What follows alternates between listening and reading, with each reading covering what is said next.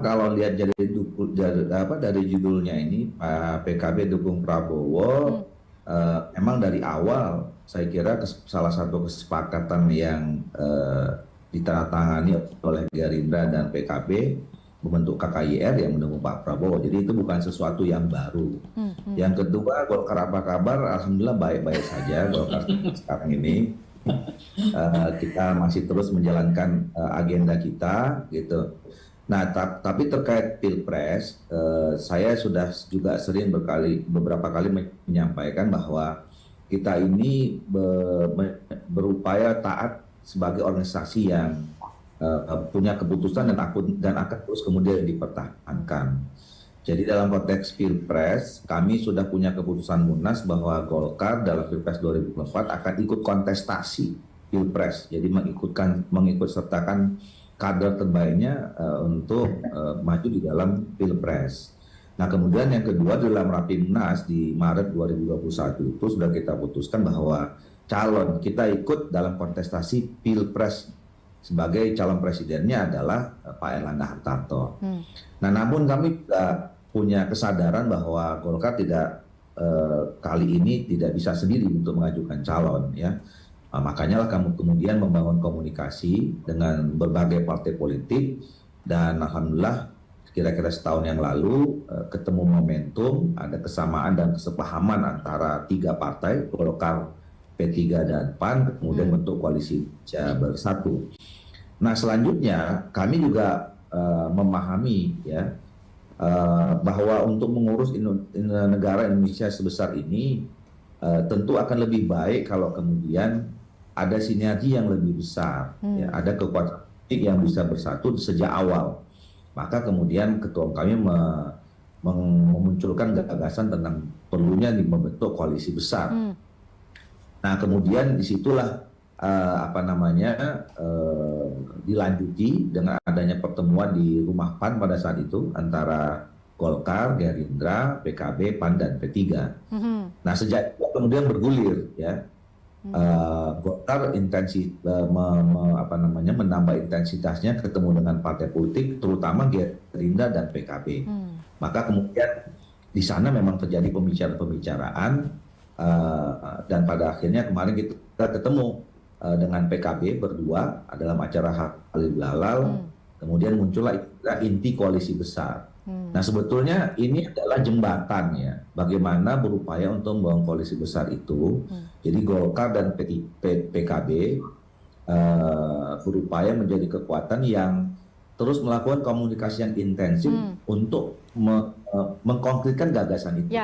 Ya, Kang Doli, tapi kan dari pertemuan 3 Mei itu, maaf Kang Doli saya potong, pertemuan dari 3 Mei kami tayangkan tadi, ya, di pelataran Senayan, memunculkan pertanyaan kan ketika dua ketua umum Partai Golkar maupun PKB mengatakan bahwa kami ingin menjadi inti dari koalisi besar. Saat ini kemudian kita kaitkan dengan dinamika saat ini bahwa PKB sudah sepakat bersama-sama dengan Gerindra bahwa baca presnya adalah Pak Prabowo Subianto. Kemudian muncul pertanyaan, ini inti koalisi besar yang mana? Koalisi besar bersama KKIR, karena tampaknya PKB juga sudah memberikan lampu hijau kepada Pak Prabowo untuk menjadi baca pres. Jadi Golkar ada di mana?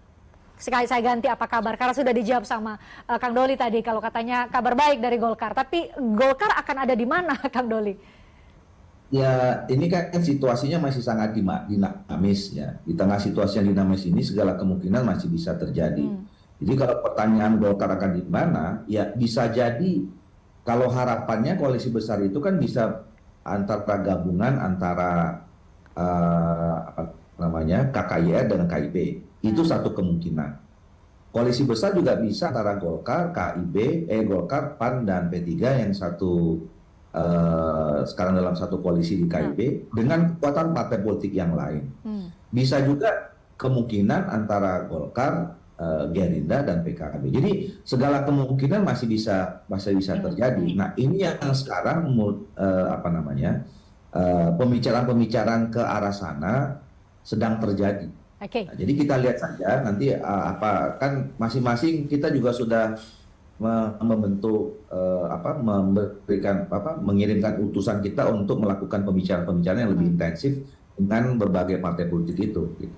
Enggak. Jadi kan dari awal tadi saya sudah sampaikan bahwa Golkar itu positioningnya bagaimana berupaya sebesar mungkin kita membangun kebersamaan lebih banyak antar partai politik gitu. Jadi bukan karena situasi-situasi insidentil yang kemudian itu membuat langkah-langkah politik kita, dan kita ini sebetulnya bisa disebut partai politik pertama yang dan kemudian yang paling rajin membangun komunikasi. Jadi Pak Erlangga itu sejak 2 tahun yang lalu itu sudah melakukan berkali-kali ya silaturahim, baik mengunjungi maupun dikunjungi oleh pimpinan partai politik. Gitu. Jadi kami ingin bagaimana membangun kualitas, ya, meningkatkan kualitas pemilu tahun 2024 dari pemilu-pemilu yang sebelumnya. Dan salah satunya itu adalah bagaimana kita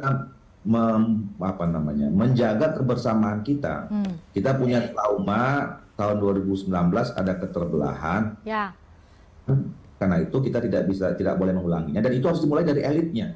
Jadi kalau elitnya itu sudah sering melakukan komunikasi yang intensif, walaupun pada akhirnya pilihannya berbeda, tetapi itu tidak jadi masalah. Ya. Iya, situasi saat ini kan masih sangat dinamis ya. Jadi segala kemungkinan itu masih bisa terjadi. Nah, Golkar ini dalam situasi bagaimana merajut berbagai kemungkinan-kemungkinan itu menjadi sebuah keputusan yang real gitu. Nah, jadi kalau dalam posisi Golkar, sebetulnya alhamdulillah kita bisa saja. Partai Golkar ini adalah partai yang terbuka dan siap bekerjasama dengan siapa saja. Jadi kami sama Gerindra cukup, kemudian sama PKB juga cukup, sama PAN juga cukup, gitu. Bersama dengan Demokrat juga cukup, bersama juga dengan Nasdem cukup. Jadi sebenarnya ini yang sekarang, kalau memang kita bisa merajutnya secara bersama-sama, itu akan lebih baik buat Indonesia. Gitu. Tapi kalaupun memang saat ini atau Pilpres 2024 ini belum mungkin, ya kita cari opsi-opsi yang berikutnya tadi. Berbagai kemungkinan masih mungkin terjadi. Jadi kalau tadi PKB disebut kode keras, ya dengan pertemuan yang sekarang kita saksikan sekarang ini, ya memang selalu bahagia kalau bersama-sama dengan PKB.